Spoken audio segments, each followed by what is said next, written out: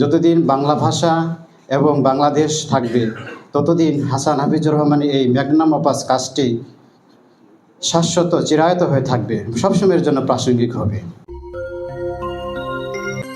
হাসান হাফিজুর রহমানের অমর 21-এর সংকলন 21শে ফেব্রুয়ারি এবং মুক্তিযুদ্ধের যে দলিলপত্র, এটা বাংলাদেশের ইতিহাস এবং ঐতিহ্যের সঙ্গে গভীর একত্রতায় জুড়ে রয়েছে।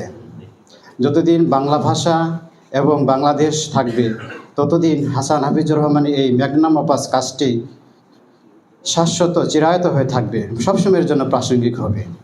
আমি হাসান হাফিজুর রহমানের একটা কবিতা তার বাংলা একাডেমির রচনাবলীর 2য় খণ্ডের অপ্রকাশিত রচনাবলী থেকে আমি পড়ছি। এটা তার যে সমাধিলিপি সেখানেও এটা খোদিত আছে। হাসান এত তারা কিসের, পরম গুরু যুগ যুগান্ত ফুটায় মুকুল, তার তো তাড়াহুড়ো নাই, বললাম হেসে তার হাতে আছে যুগ যুগান্ত, আমার যে মোটেই সময় নাই।